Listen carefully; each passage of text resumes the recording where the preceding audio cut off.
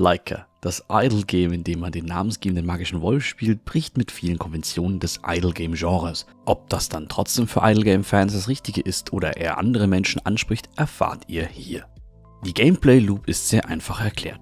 Wir starten in einem Ödland, umgeben von nichts, nebenher spielt Lo-Fi Chill-Musik. Unsere Aufgabe ist es, die Wüste wieder grün zu färben, indem wir durch unsere Magie Gras sprießen lassen. Jedes Mal, wenn wir das aber tun, kostet es uns Lebensenergie. Lebensenergie, die wir auch mit jeder Sekunde verlieren, die wir am Leben sind. Wenn wir nach kurzer Zeit dann sterben, ist das aber nicht schlimm, denn dann haben wir die Möglichkeit, gefundene Ressourcen und Level-Up-Punkte in einem Skilltree zu investieren. Neben Verbesserungen für unsere vorhandenen Fähigkeiten wie die Erhöhung unserer Lebensenergie und das Verringern des Cooldowns unserer Fähigkeit Gras wachsen zu lassen, schalten wir auch komplett neue Fähigkeiten und Features frei. So können wir zum Beispiel Samenbomben werfen oder Sonnenblumen und Rosen sehen, die dann neue Ressourcen fallen lassen.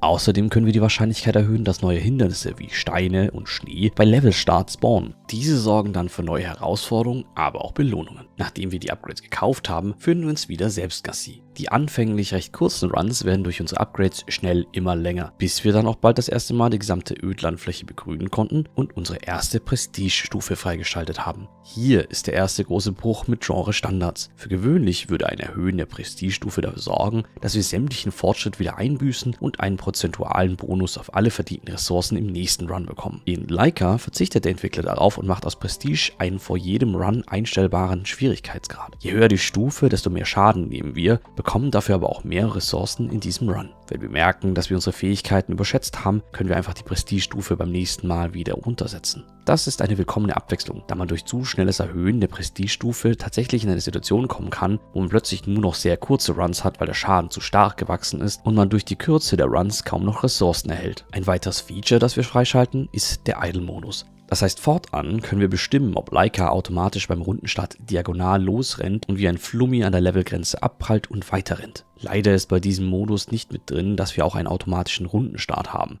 Den müssen wir manuell neu starten. Hinzu kommt, dass Laika im Vollbildmodus zwar weiterläuft, wenn wir aus dem Spiel raustappen, es bleibt aber nicht im Vordergrund zu sehen. Das heißt, wir können es nicht einfach auf einem zweiten Monitor platzieren und Laika beim Gassi gehen zuschauen, während wir an etwas anderem arbeiten. Das ist sehr schade. Es funktioniert aber im Fenstermodus und nimmt dann auch weniger Platz ein. Zum aktuellen Zeitpunkt habe ich Laika schon ungefähr 12 Stunden lang gespielt und damit den Skilltree abgeschlossen und den Endlosmodus freigeschaltet. Leider ist es mir mit dem aktuellen Speicherstand nicht möglich, alle Herausforderungen zu schaffen, da eine davon ist, dass ich in unter 10 Sekunden sterbe. Meine Lebensregeneration sowie mein HP-Pool sind aber so groß dafür, als dass das gehen würde. Von den auf der Shopseite erwähnten 3 bis 4 Stunden, bis man die Kampagne beendet hat, habe ich aber nichts mitbekommen. Also weder, dass wir eine Kampagne hatten, noch dass ich das innerhalb von 4 Stunden hätte abschließen können. Ich schätze, das erste Mal die Prestige-Stufe zu erreichen, könnte man als das Ende der Kampagne zählen, da man das Ödland zu dem Zeitpunkt begrünt hat. Das Spiel hat aber auch noch einen Endlosmodus, bei dem der einzige Unterschied ist, dass der Prestige-Balken sich mehrfach füllen kann. Laut Achievement soll man das sogar 10 Mal schaffen können, mir war das aber nicht möglich. Laika ist ein süßes und sehr gemütliches Spiel. Ich finde die Anfangsrunden aber sehr kurz und im Vergleich zu später im starken Kontrast, da man zu Beginn des Spiels tatsächlich noch aufpassen muss, wo man hinläuft, um innerhalb der kurzen Zeit, die man lebt, ein paar Ressourcen zu sammeln, ohne vorher zu sterben. Im Vergleich mit später, wo man Autolaufen anschaltet, AFK geht und dann mehrere Minuten später erst wieder die Ressourcen begutachtet, die man bekommen hat, ein großer Unterschied.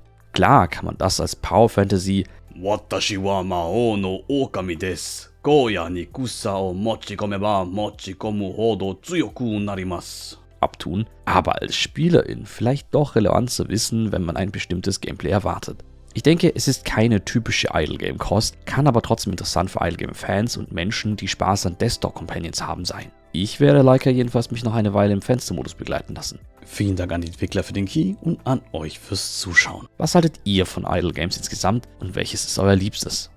Für mehr Reviews zu Indie-Games oder anderen Spielen lasst mir hier gerne einen Sub da oder folgt mir auf Twitch, um mich live zu sehen. Ich freue mich auf euch.